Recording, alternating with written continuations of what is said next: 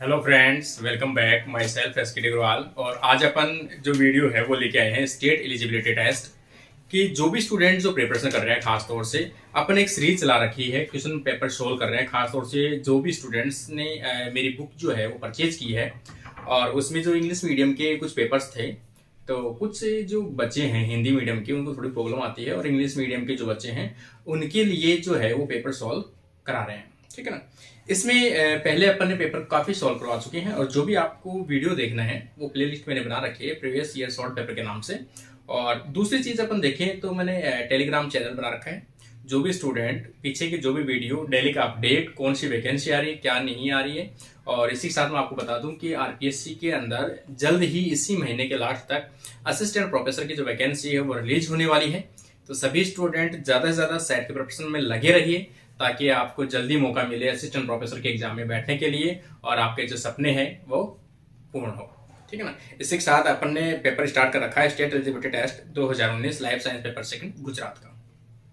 इस पेपर में देखो अपन ने पेपर में 75 तक आई थिंक कंप्लीट कर रखा है। ठीक है, तो उसी के आगे अपन चलते हैं और वन बाय वन क्वेश्चन को जो भी कोई देखो रीजन होगा वो बता दूंगा और कुछ चीजें रटने वाली है वो आप रटनी पड़ेगी। एक पेपर जो पेपर पेन है वो रखें आप, ताकि डेली के जो भी मैं चीजें बताता हूँ एक चीज से रिलेटेड अगर दो चीजें मिलती है आपको, पांच चीजें मिलती है, तो आप उनको सबको नोट करते चलिए ताकि वो जब आपके सामने वो क्वेश्चन आए तो आपको थोड़ा सा कॉन्फिडेंस रहे। ठीक है,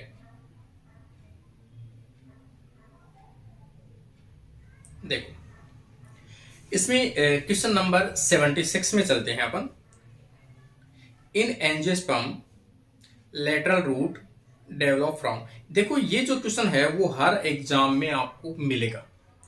एक क्वेश्चन तो ये कि जो एंजियोस्पर्म में लेटरल रूट जो है उनका फॉर्मेशन कौन सी लेयर से होता है, तो वो हमेशा जो होती है पेरिसाइकिल लेयर से होता है।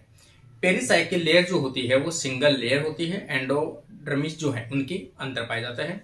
एक क्वेश्चन इससे आता है कैस्पेरियन स्ट्रिप और सुबेरियन स्ट्रिप के नाम से भी जानते हैं, सुबेरियन डिपोजिशन के नाम से भी जानते हैं, कैस्पेरियन स्ट्रिप्स के रूप में भी जानते हैं। कैस्पेरियन स्ट्रिप या सुबेरियन स्ट्रिप जो है कहां पाई जाती है, क्वेश्चन पूछा जाता है, वो हमेशा जमा होता है एंडोडर्मिस पर। ठीक है ना। एंडोडर्मिस की जो सेल वॉल है उसमें डिपोजिशन पाया जाता है और उसका पाया जाने का कारण जो है वो देखो क्या होता है कि वाटर का जो एब्जॉर्प्शन होता है प्लांट्स में, तो दो प्रकार से होता है, एक सिम्प्लास्ट और एक एपोप्लास्ट। सिम्प्लास्ट का मतलब है जब कोई भी वाटर का मॉलिक्यूल या आयंस का ट्रांसपोर्ट सेल टू सेल हो, साइटोप्लाज्म से होते हुए हो, प्लाज्मोडेस्माटा से हो, तो वो तो क्या है, सिम्प्लास्ट है। कुछ वाटर का मॉलिक्यूल का ट्रांसपोर्ट सेल वॉल और प्लाज्मा मेम्ब्रेन के बीच में जो स्पेस है उसके थ्रू होता है, मतलब cell wall to cell wall होता है, उसे अपन क्या बोलते हैं, एपोप्लास्ट बोलते हैं। तो जहां पर एंडोडर्मिस पाई जाएगी, एंडोडर्मिस के अंदर सुपेरियन डिपोजिशन जहां पाया जाएगा वहां पर ट्रांसपोर्ट एपोप्लास्ट रुक जाएगा और कौन सा ट्रांसपोर्ट होगा, वाटर का सिम्प्लास्ट ट्रांसपोर्ट होता है। तो आपको याद रखना एंडोडर्मिस में प्रेजेंट कैस्पेरियन स्ट्रिप जो है वो एपोप्लास्ट को रोकता है और सिम्प्लास्ट को अलाउ करता है वाटर के मूवमेंट को। ये इससे रिलेटेड मैंने बता दिया आपको कि लेटरल रूट डेवलप फ्रॉम, तो लेटरल रूट जो है वो कहां से डेवलप होती है, तो इसका राइट आंसर आ जाएगा पेरिसाइकिल। यही इसका क्या होगा, राइट आंसर होगा। ठीक है ना। नेक्स्ट क्वेश्चन अपन देखते हैं 76 में।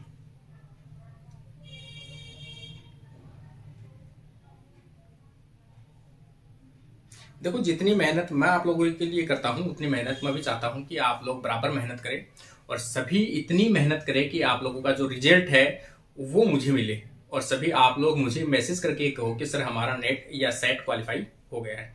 तब जाके मुझे कॉन्फिडेंस आया कि मैंने जो मेहनत करवाई थी बच्चों को वो कहीं ना कहीं उनको यूज में आई है। ठीक है ना। तब तो मेरी भी मेहनत कुछ अच्छी लगी मुझे भी। नेक्स्ट क्वेश्चन अपन देखें 77। Which statement about the function of Casparian strip. देखो ये क्वेश्चन वापस आ गया है। कैस्पेरियन स्ट्रिप अभी मैंने बताया था, कैस्पेरियन स्ट्रिप पहली बात तो पाई कहां जाती है, एंडोडर्मिस में पाई जाती है। एपोप्लास्ट पाथवे को रोकता है, सिम्प्लास्ट पाथवे को अलाउ करता है। दूसरी चीज जो आयंस हैं उन आयंस के सिलेक्टेबल जो आयन वाटर मोलिक्यूल उनको तो अलाउ करता है, लेकिन आयंस के ट्रांसपोर्ट को वो क्या करता है, रोकता है, उनको रेगुलेट करता है, आयंस के मूवमेंट को क्या करता है, रेगुलेट करता है। तो यहाँ पर ऑप्शन देखो prevent excess transpiration from the leaves, ये तो कोई रोल ही नहीं है इसका।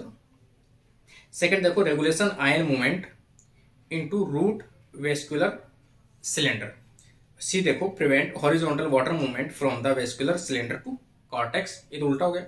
It is pathway for nutrient transport, ये भी गलत है। इसका मतलब यहां पर इसका ऑप्शन के अकॉर्डिंग इसका राइट आंसर जो बैठेगा वो बैठेगा ये वाला, B option is the best answer according to question. देखो कई बार क्वेश्चन होता है कि एकदम जो आंसर होना चाहिए वो एग्जैक्ट नहीं मिलता है, लेकिन आपको पता होना चाहिए कि वो किस किस फंक्शन में इन्वॉल्व होता है, कहाँ कहाँ इन्वॉल्व होता है, उनसे रिलेटेड भी आपको हिंट से आपको आइडिया आ जाएगा कि ये चीज हो सकता है इसका आइडिया, ठीक है ना। तो इसका राइट आंसर जो आ जाएगा B option is the best answer.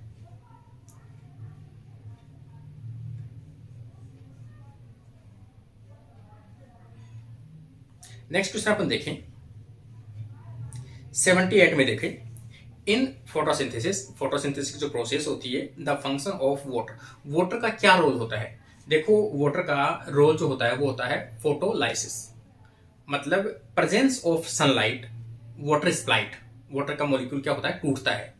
देखो अपन यहां कहें H2O है, ये क्या करता है, लाइट की प्रेजेंस में टूटता है। किसमें,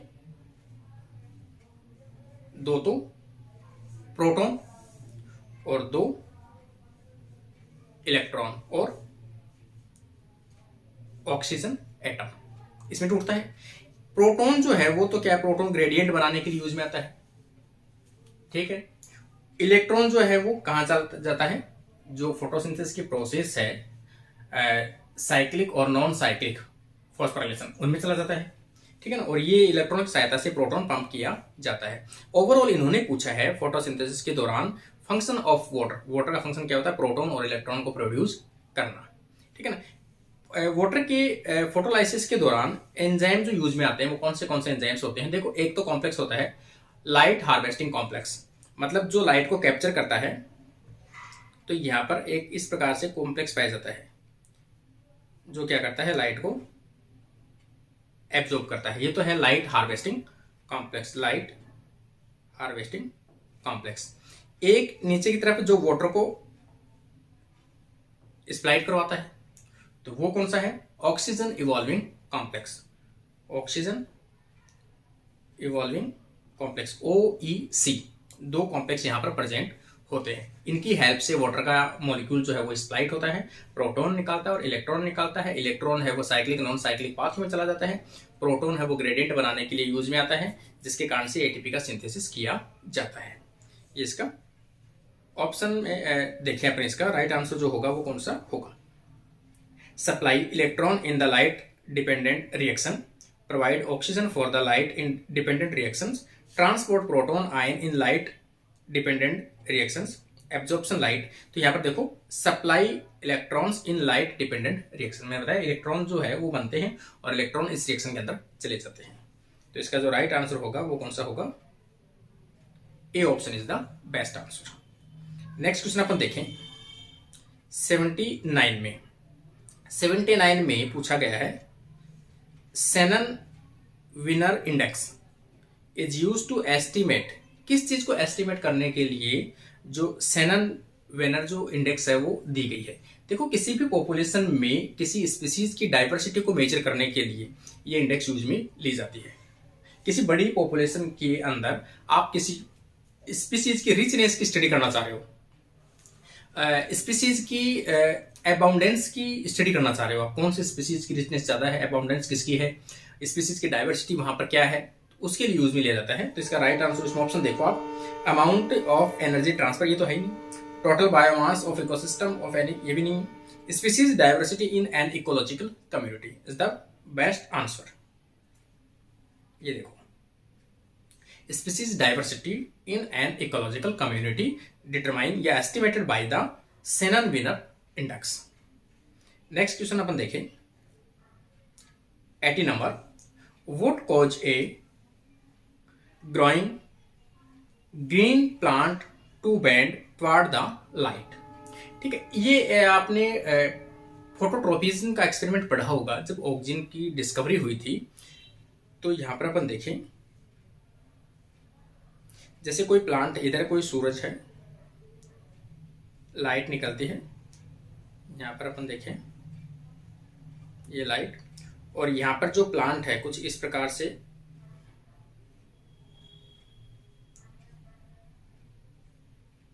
यहाँ पर प्लांट है, इस प्रकार से लाइट जैसे ही इसके ऊपर गिरेगी तो कुछ इस प्रकार की स्ट्रक्चर होगी, बैंड हो जाएगा यहाँ से क्या होगा, बैंड होगा, टिप वाला पार्ट। क्यों होगा?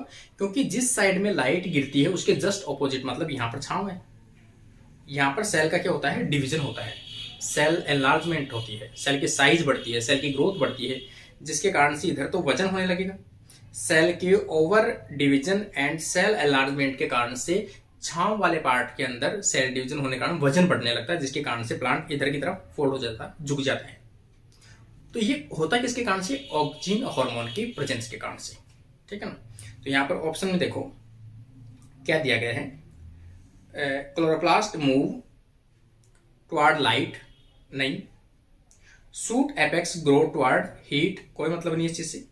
Oxygen accumulate on the shaded side which cause the cell elongation, मैंने कह दिया जो छाया वाला पार्ट है, सूरज की लाइट के जस्ट ऑपोजिट वाला जो पार्ट है, वहां पर क्या होता है, ऑक्सीजन हार्मोन के प्रेजेंस के कारण सेल एलोंगेशन बढ़ता है, सेल डिवीजन बढ़ता है, सेल ग्रोथ बढ़ता है, जिसके कारण से वजन होने के कारण से प्लांट दूसरी ओर सूरज की ओर मुड़ जाता है। Is the right answer, C option is the best and excellent answer. Next question अपन देखें 81। देखो, match the following and select the correct option for the code given below. इनमें से कौन से कॉर्ड दिए गए हैं? तो एक साइड में तो देखो कुछ नाम दिए गए हैं, और दूसरी साइड में किससे वो प्राप्त होते हैं वो प्लांट्स के नाम दिए गए हैं। जैसे अपन बात करें रेस्पिन, रेस्पाइन जो है वो कहाँ से प्राप्त होता है, तो वो होता है रावाल्फिया सर्पेंटाइना से, रावाल्फिया सर्पेंटाइना से प्राप्त होता है। तो ये डायरेक्ट इसका आंसर आ जाएगा इसके सामने। रबर की बात करें अपन कि रबर कहाँ से होता है, तो हिविया से प्राप्त होता है। तो यहाँ पर रबर डायरेक्ट ही हिविया ब्रेसिलेंसिस से प्राप्त होता है। ये बास्ट फाइबर, जो फाइबर होती है, बड़े लंबी लंबी जो रस्सियां बनाने के लिए काम आते हैं, वो कहाँ से प्राप्त होते हैं, तो वो होते हैं क्रोटोलेरिया जेंसिया, क्रोटोलेरिया जेंसिया से। तो ये इसका ऑप्शन हो जाएगा।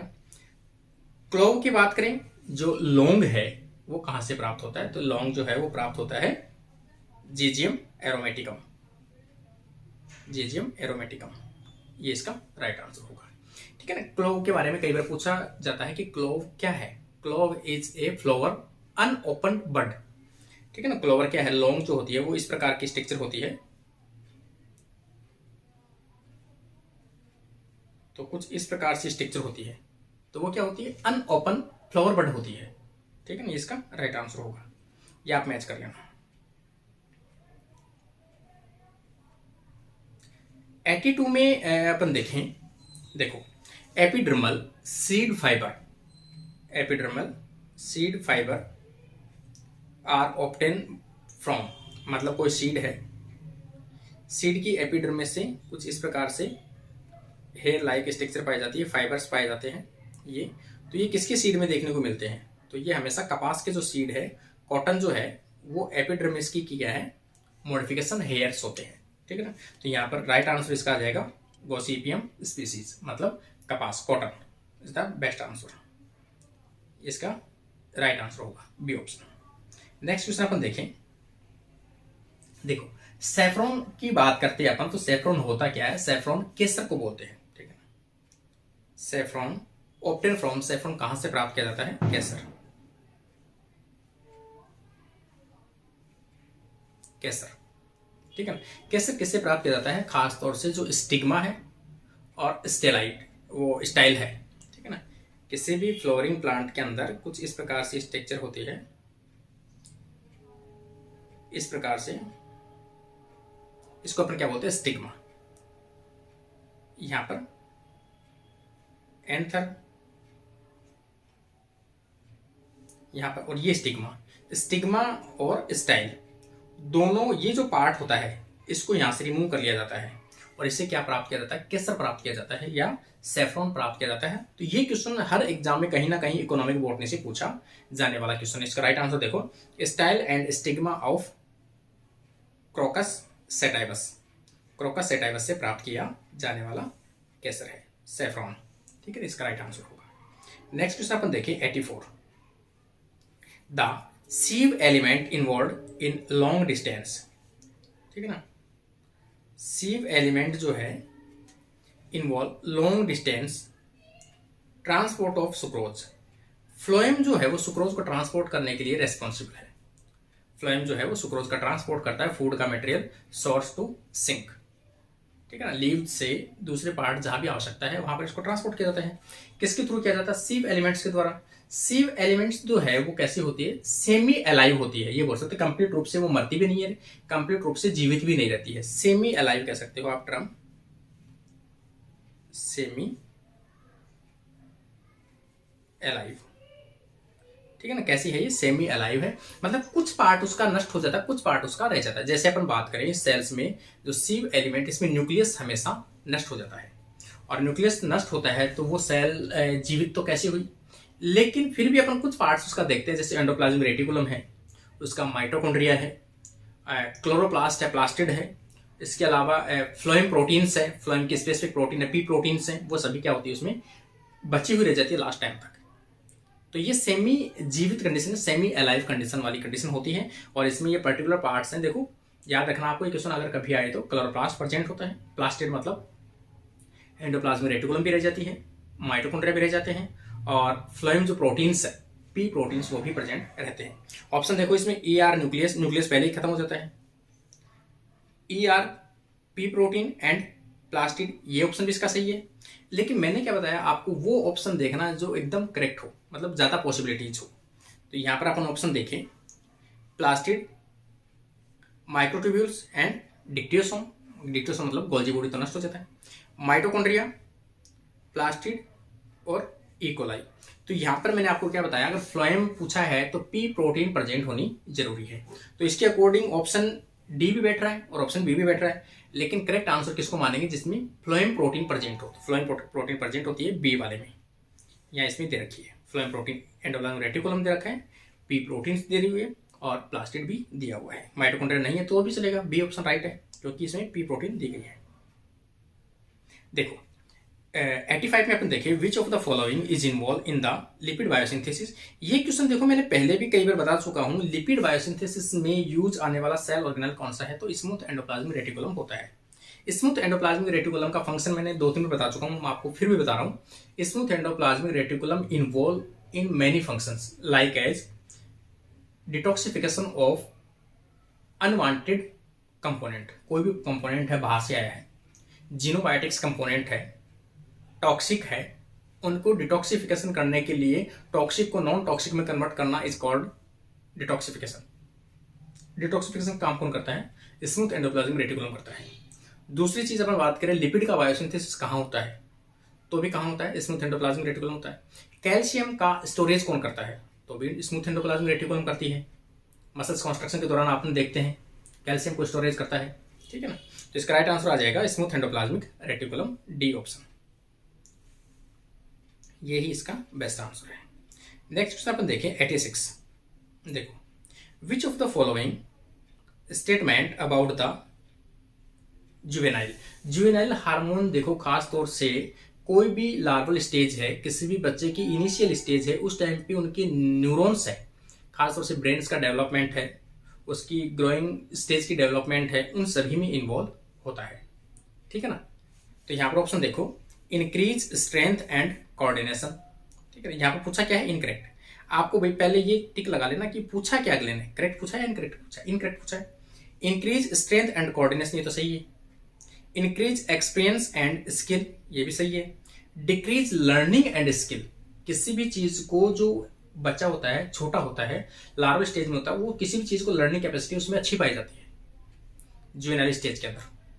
ठीक है ना, तो ये गलत है इसका। डिक्रीजिंग लर्निंग एंड स्किल कम नहीं करता बल्कि बढ़ाता है। तो इसका राइट आंसर जो आ जाएगा वो आ जाएगा सी ऑप्शन, ये इसमें गलत दिया गया है। और डी जो है, is usually scene most intense early in life when brain is developed, brain development के दौरान इसकी कंसंट्रेशन अच्छी पाई जाती है जुवेनाइल हार्मोन की। नेक्स्ट क्वेश्चन अपन देखें 78, ग्रुप लिविंग बिहेवियर इंक्रीज। ठीक है ना, ग्रुप में रहने वाला जो ऑर्गेनिज्म है वो किस प्रकार का बिहेवियर ज्यादा शो करते हैं, उनमें प्रॉब्लम्स किस चीज की आती है, ग्रुप बिहेवियर इंक्रीज, उनमें किस चीज की इंक्रीज देखने को मिलती है। देखो, ग्रुप में जो मेंबर रहते हैं उनमें मेटिंग करने में थोड़ी सी प्रॉब्लम जरूर आती है।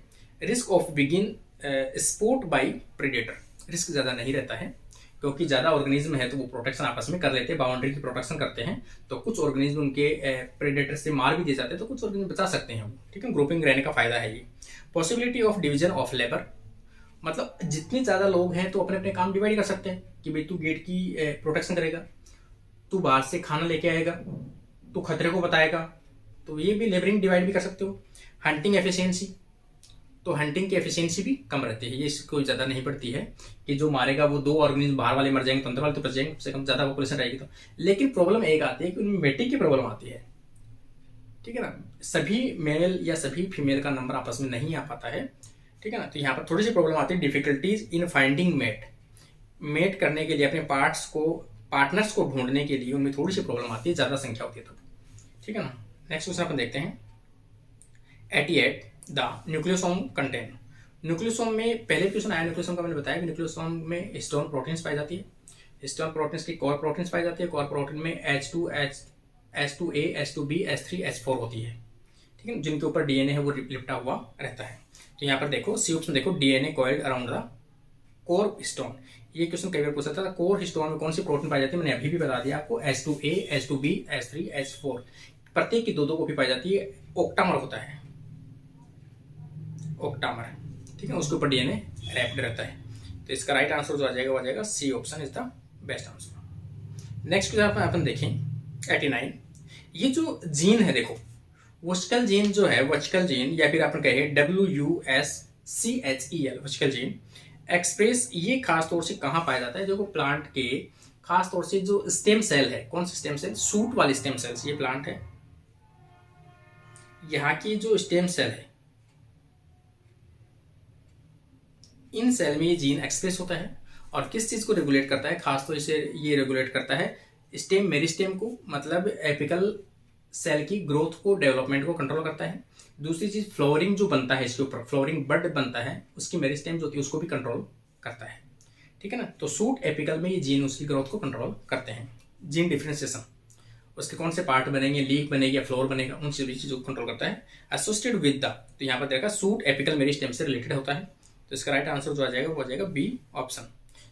सूट एपिकल मेरिस्टेम में फ्लोरल जो मेरिस्टेम है उसको भी कंट्रोल करता है भाई। ठीक है ना, नेक्स्ट क्वेश्चन अपन देखें 89,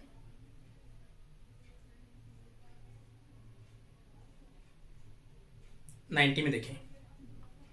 ठीक है, what is the expected melting temperature, कि वह टेम्परेचर जहां पर जो डीएनए है वो रीएसोसिएशन होते हो, मेल्टिंग। ठीक है ना, यहाँ पर देखो expected melting temperature of the following PCR, किसी पीसीआर का जो मेल्टिंग टेम्परेचर होता है वो कितना होता है, 56 डिग्री सेल्सियस के आसपास होता है, मतलब 50 से लेकर 58 के आसपास होता है। तो 54 डिग्री भी आए तो भी इसका राइट आंसर, और 56 आए तो भी इसका राइट आंसर है। नेक्स्ट क्वेश्चन अपन देखें 91, which one of the following feature of the mismatch DNA repair. Mismatch DNA repair का मतलब है कि देखो गलत डीएनए का पेयरिंग होना, मिसमैच का दो न्यूक्लियोटाइड का, रोंग 2 न्यूक्लियोटाइड का मिसमैच होना। कोई भी एक ओल्ड स्ट्रैंड है, इसके ऊपर न्यू स्ट्रैंड बना है, न्यू स्ट्रैंड का कई जगह गलत जुड़ गया, सपोज ए के साथ में सी जुड़ गया, मिसमैच है। अब इसमें से ये पहचाना जाएगा कि पुराना स्ट्रैंड कौन सा है, न्यू स्ट्रैंड कौन सा है। न्यू स्ट्रैंड जो होगा उसको यहाँ से कट कर दिया जाएगा और इस पार्ट को निकाल दिया जाएगा और यहाँ से डीएनए को वापस से सिंथेसिस कर दिया जाएगा, गैप को फिलअप कर दिया जाएगा। तो पहला काम क्या होगा, मिसमैच को आइडेंटिफाई करना, मिसमैच में से ओल्ड स्ट्रैंड को आइडेंटिफाई करना जिसके कारण से न्यू स्ट्रैंड को कट कर सके। ओल्ड स्ट्रैंड को आइडेंटिफाई कैसे करोगे, ओल्ड स्ट्रैंड जो भी होगा वहां पर मेथाइलेटेड होगा। ये क्वेश्चन पहले भी आया हुआ, मैंने बताया वो भी है कि ओल्ड स्ट्रैंड और न्यू स्ट्रैंड में differentiate, how to differentiate distinguished. तो आप ओल्ड स्ट्रैंड में मेथाइलेटेड होता है, जबकि न्यू स्ट्रैंड होता है वो नॉन मेथाइलेटेड होता है। तो यहाँ पर देखो मिसमैच की रिपेयर कैसे करते हैं। तो यहाँ पर इसमें थर्ड ऑप्शन देखो, the parent and daughter strand of newly replicated DNA are distinguished. पहले उनको सेपरेट करते हैं, मतलब उनको पहचानते हैं मेथाइलेशन के आधार पर। ठीक है ना, उसके बाद में जो न्यू स्ट्रैंड डीएनए है, मिसमैच है, उस पार्ट को कट करके वहां से निकाल दिया जाता है और नया डीएनए का सिंथेसिस कर दिया जाता है। ये इसका बेस्ट एक्सप्लेनेशन है सी ऑप्शन। नेक्स्ट क्वेश्चन अपन देखें 92। ठीक है, जितनी कोशिश होती है उतनी कोशिश करता हूँ आप लोगों के लिए कि कोई भी टर्म अगर नया लगता है मुझे तो मैं आपको उसके सामने एक्सप्लेन करता हूँ। अगर कोई पुराना ऐसे टर्म लगता है तो देखो भाई, आप लोग सभी स्टूडेंट एमएस से किए हुए हो और सेट के लेवल के आपने सोच के प्रिपरेशन कर रहे हो, या फिर आप नेट का लेवल का प्रिपरेशन कर रहे हो, या फिर असिस्टेंट प्रोफेसर के सपने देख रहे हो, तो जो चीजें मैं बता रहा हूँ वो ही आपको डिमांड मतलब रिक्वायर होनी चाहिए, और बेसिक चीजें आप खुद सर्च करते रहोगे। ठीक है, जो भी टर्म नहीं आया आप उसको गूगल पे सर्च करो, उसका नोट कर लो, पढ़ने का बेस्ट तरीका है। ठीक है ना। The protein binding site on DNA can be identify. कोई भी डीएनए है, यहां पर कोई प्रोटीन प्रेजेंट है, इसके ऊपर लिपटी हुई है यहां पर इस प्रकार से। कोई भी ट्रांसक्रिप्शन फैक्टर हो सकता है, डीएनए पॉलीमरेज हो सकता है, आरएनए पॉलीमरेज हो सकता है, कोई भी हो सकता है। आप ये चाहते हो यहाँ पर कि ये जो डीएनए सीक्वेंस है, ये क्या डीएनए सीक्वेंस रही होगी कि ये प्रोटीन यहाँ पर आकर बाइंड होती है। तो किस मेथड से आप आइडेंटिफाई करोगे, ये क्वेश्चन आप वेरी वेरी इंपॉर्टेंट लगा लो भाई। ये क्वेश्चन हर एग्जाम में पूछा जाता है। Foot printing technique. Foot printing technique ऐसी टेक्निक है जिसके द्वारा आप किसी भी डीएनए बाइंडिंग प्रोटीन को ये पता लगा सकते हो कि इस प्रोटीन के स्पेसिफिक कौन सी न्यूक्लियोटाइड की सीक्वेंस है जहां पर ये जाकर बाइंड होता है। तो उस डीएनए की सीक्वेंस को आप आइडेंटिफाई कर सकते हो। यहां से कट कर दो और यहां से इस डीएनए को सेपरेट कर लो, कर लिया, इसकी सीक्वेंसिंग कर लो, आपको पता लग जाए कौन सी सीक्वेंसिंग है। तो ये कौन सा मेथड होता है, फुट प्रिंटिंग मेथड होता है। ये क्वेश्चन हमेशा हर एग्जाम में कहीं ना कहीं पूछा जाता है, डीएनए फुट प्रिंटिंग मेथड इसका राइट आंसर है। 93 में अपन देखें, DNA ट्रांसपोजोन that carry a pair terminal repeats. किसी भी डीएनए के ट्रांसपोजोन के दोनों साइड में रिपीट्स पाए जाते हैं। ठीक है ना, ये रिपीट्स पाए जाते हैं इस प्रकार से। एंड ट्रांसपोजेज जीन, ये ट्रांसपोजेज जीन है, have everything they need to promote their own transposition, कि वो अपनी पोजीशन को चेंज कर सकते हैं। सीधी सी बात है, ट्रांसपोजेज एंजाइम आ जाएगा, ये यहां से कट कर देगा। ठीक है, तो सेल्फ ही कट करते हैं एक दूसरे को, इसमें किसी की आवश्यकता है नहीं इनको। These elements are called autonomous transposon. स्वतः कट करने वाले ट्रांसपोजोन को क्या बोलते हैं, ऑटोनोमस ट्रांसपोजोन, जिसको किसी की भी आवश्यकता नहीं पड़ती है। ये खुद प्रोटीन कोड करते हैं, खुद की प्रोटीन जो ट्रांसपोजेज एंजाइम बनता है। मैंने ट्रांसपोजोन एलिमेंट्स पूरे पढ़ा रखे हैं, डीएसपी एलिमेंट, सभी एलिमेंट्स पढ़ा रखे हैं मैंने। ठीक है ना, आप प्ले लिस्ट में जाकर देख लो। नेक्स्ट क्वेश्चन अपन देखें 94। Which of the following histone can exist as tetramer solution. Tetramer की फॉर्म में कौन सा प्रोटीन जो है स्टोन की वो प्रेजेंट होती है, हो सकती, रह सकती है किसमें, सॉल्यूशन के अंदर। तो सॉल्यूशन में कौन सी रह सकती है, सबसे स्टेबल प्रोटीन कौन सी होती है, सबसे पहले ये पूछा जाए आपको। Most conserve protein, most stable protein कौन सी होती है स्टोन में से, तो H3 होती है और H3 के बाद में H4 होती है। तो यहाँ पर दोनों का ऑप्शन आ जाएगा, H3 and H4 more stable protein in evolution duration. Evolution के दौरान, इवोल्यूशन के दौरान सबसे ज्यादा स्टेबल जो प्रोटीन है वो कौन सी होती है, तो H3, उसके बाद में H4। तो H3 H4 ऐसे लिख सकते हो। ये क्वेश्चन कभी पूछा जाए आपसे, मोर इवोल्यूशन के दौरान मोर स्टेबल प्रोटीन H3, उसके बाद में H4। तो यहां पर ये पूछा गया है, तो इसका राइट आंसर आ जाएगा ए ऑप्शन। 95 में देखें, विच of the following enzyme is use for the 5 and labelling of nucleotides. किसी भी डीएनए के 5 प्राइम पर आप लेबल करना चाहते हो, फॉस्फेट ऐड करना चाहते हो तो आप ऐड कर सकते हो। फॉस्फेट प्रेजेंट है, यहाँ पर लेबल हटाना चाहते हो, यहाँ पर एक फॉस्फेट और ऐड करना चाहते हो, तो लेबलिंग किसके द्वारा कर सकते हो आप, काइनेज एंजाइम के द्वारा। तो यहाँ पर एंजाइम जो यूज में आता है वो हमेशा यूज में आता है T4 पॉलीन्यूक्लियोटाइड काइनेज। ये क्वेश्चन भी हमेशा इंपॉर्टेंट रहता है, हर एग्जाम में कहीं ना कहीं पूछा जाता है। इसका याद रखना भाई कि किसी भी प्रोटीन के जो एंड 5 प्राइम उसको मॉडिफिकेशन करने के लिए कौन सा एंजाइम यूज में आता है, तो T4 मतलब बैक्टीरियाफेज का एक एंजाइम है ये, T4 पॉलीन्यूक्लियोटाइड काइनेज को यूज में लिया जाता है। 95 में देखो अपन, a species has been introduce a region where abiotic condition for. कोई भी एक स्पीसीज है, एक नए इन्वायरमेंट में आकर अडेप्ट होती है, introduce a region where abiotic condition for supporting our life are ideal. मतलब ऐसा कोई बार्ड एरिया है जहां पर फर्स्ट टाइम कोई भी स्पीसीज नहीं रही हुई है, फर्स्ट टाइम कोई स्पीसीज आके रह रही है, तो उसे अपन क्या बोलते हैं, पियोनियर स्पीसीज। ये क्वेश्चन हर पेपर में बता रहा हूं भाई मैं आपको, आर सिलेक्टेड, के सिलेक्टेड अभी भी कह रहा हूं पढ़ लेना, मैंने भी करवा रखा है, और आप कहोगे तो एक वीडियो और बना दूंगा मैं आर सिलेक्टेड के सिलेक्टेड का, सिर्फ 10 मिनट का वीडियो बना दूंगा, आपका एक भी क्वेश्चन गलत नहीं होगा इसमें से। मैंने आपको इतने पेपर सोल्व करा दिए, हर पेपर में क्वेश्चन आ रहा है, और एक नहीं दो क्वेश्चन आ रहे हैं, ठीक है ना। आर सिलेक्टेड के सिलेक्टेड है। तो फर्स्ट टाइम कोई भी इंट्रोड्यूस करती है स्पीसीज, पियोनियर स्पीसीज कौन सी होती है, आर सिलेक्टेड होती है। इनकी जो संख्या अधिक होती है, ऑर्गेनिज्म की साइज छोटी होती है, लाइफ टाइम जो है तो कम होती है, पेरेंटल केयर नहीं पाया जाता है, ये आर सिलेक्टेड स्पीसीज होती है। इसका राइट आंसर आ जाएगा ए ऑप्शन। नेक्स्ट क्वेश्चन अपन देखिए इसमें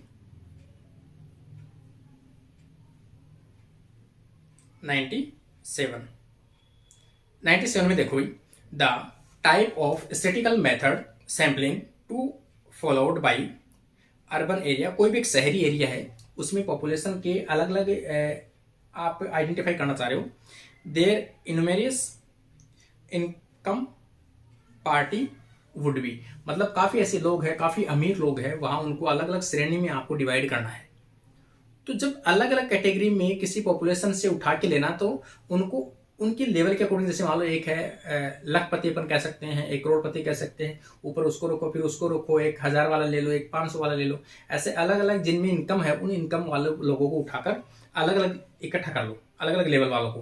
पहला स्तर जिनके पास 1 करोड़ से ऊपर पैसे हो, दूसरे व्यक्ति जिनमें 50 लाख से ऊपर हो, तीसरे व्यक्ति जिनके ऊपर अपन कहें 10 लाख से ऊपर हो, ऐसे उनकी कैटेगरी वाइज अलग अलग लेयर बना लो, और इसी मेथड को अपन क्या बोलते हैं, स्ट्रेटिफाइड सैंपलिंग बोलते हैं। तो इसमें कौन सा मेथड यूज में आएगा, स्ट्रेटिफाइड सैंपलिंग यूज में आता है। स्तर, अलग अलग स्तर, लोगों के अलग अलग स्तर, जब भी पॉपुलेशन की बात आती है तो उसमें स्तर देखा जाता है लोगों का अलग अलग। देखो 98 में देखते हैं, which of the following method should be most appropriate to quantify gene expression of an organism, किसी भी जीन में, किसी भी ऑर्गेनिज्म में कितने जीन एक्सप्रेस हो रहे हैं, उसकी क्वांटिटी मात्रा आप देखना चाह रहे हो, कितने आरएनए प्रेजेंट है उसमें। किसी भी आरएनए की मात्रा को अगर आप क्वांटिफाई करना चाह रहे हो तो आप रियल टाइम पीसीआर जो है वो यूज में ले सकते हो। कोरोना का भी अपन बात कर रहे हैं कि कोरोना की जो आरएनए है उसको भी क्वांटिटी मापने के लिए अपन क्या यूज में लेते थे, आरटीपीसीआर यूज में लेते थे, रियल टाइम पीसीआर यूज में लेते थे। सेम इसी प्रकार से जीन की क्वांटिटी अपन यूज में लेते हैं, क्वांटिफाई जीन एक्सप्रेशन, ठीक है ना, उसकी क्वांटिफाई अपन चेक करना चाह रहे हैं, तो इसके लिए बेस्ट आंसर आ जाएगा real time PCR is the best method. Next question अपन देखें 99, बैक्टीरियल सिस्टमेटिक डील विद, कि बैक्टीरिया का जो क्लासिफिकेशन होता है, बैक्टीरिया का सिस्टमेटिक जो क्लासिफिकेशन मेथड है उसमें क्या होता है। तो देखो, आइडेंटिफिकेशन ऑफ ऑर्गेनिज्म ओनली, अपने को सभी पता है, आइडेंटिफिकेशन भी किया जाता है, नोमेनक्लेचर भी किया जाता है, और क्लासिफिकेशन भी किया जाता है, तीनों चीजें की जाती है। तो इसमें ऑप्शन आगे देखते हैं अपन, डी ऑप्शन देखो भाई इसका, study of diversity, their relationship, आपस में किस प्रकार का इंटरेक्शन है उनके अंदर, कंप्राइजिंग क्लासिफिकेशन करना, उनको कौन सा ग्रुप में रखें, कौन से को किस ग्रुप में रखें, ठीक है ना, नोमेनक्लेचर करें फिर उनका, एंड आइडेंटिफिकेशन करें, ठीक है ना, ये सभी चीजें इसमें किया जाता है।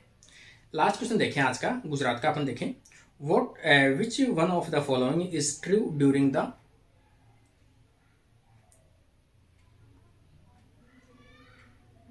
ठीक है, तो यहां पर देखें कि कौन सा स्टेटमेंट करेक्ट है किसके लिए, high frequency of recombination, high frequency of recombination के लिए कौन सा स्टेटमेंट करेक्ट है, ठीक है। तो इसके लिए पूछा गया है यहां पर हाई फ्रीक्वेंसी रिकॉम्बिनेशन, क्रॉस किसके साथ में, एफ फैक्टर के साथ में क्रॉस करवाया गया। तो इसका जो राइट आंसर आ जाएगा कि फ्रीक्वेंसी ऑफ रिकॉम्बिनेशन हाई, जब भी देखो हाई फ्रीक्वेंसी ऑफ रिकॉम्बिनेशन होता है तो उसमें किसी भी एक बैक्टीरिया से दूसरे बैक्टीरिया में जीन के ट्रांसफर होने के चांसेस क्या होते हैं, मैक्सिमम होते हैं, ठीक है ना। तो यहाँ पर देखा फ्रीक्वेंसी ऑफ रिकॉम्बिनेशन हाई, ये तो सही है। ट्रांसफर ऑफ एफ फैक्टर लो, लेकिन एफ जीन को वो कम ट्रांसफर करते हैं, जबकि अलग जो बैक्टीरिया है उसके जीन को ट्रांसफर ज्यादा करते हैं, मतलब बैक्टीरियल क्रोमोसोम के जीन को ज्यादा ट्रांसफर करते हैं और एफ फैक्टर के कम करते हैं। तो इसका राइट आंसर भी ए हो जाएगा। इस प्रकार से मैंने जो इंपॉर्टेंट चीजें थी वो सभी चीजें आपके साथ में शेयर की है। अगला अपन पेपर जो भी आप कहोगे, आप आज इस वीडियो को देख रहे हो तो जो भी देखोगे वैसे ही कमेंट करोगे, किस स्टेट का पेपर चाहिए बुक के अंदर, मेरे वाली बुक में से किस स्टेट का पेपर चाहिए, उसी को अपन अगला सोल्व करवाएंगे। ठीक है ना। इसी के साथ आज की क्लास अपनी कंप्लीट होती है। डेली मेहनत कीजिए, खूब मेहनत कीजिए, असिस्टेंट प्रोफेसर की वैकेंसी आने वाली है और अपना सपना है, अपने पेरेंट्स का सपना, उसको कंप्लीट कीजिए। Thank you friends.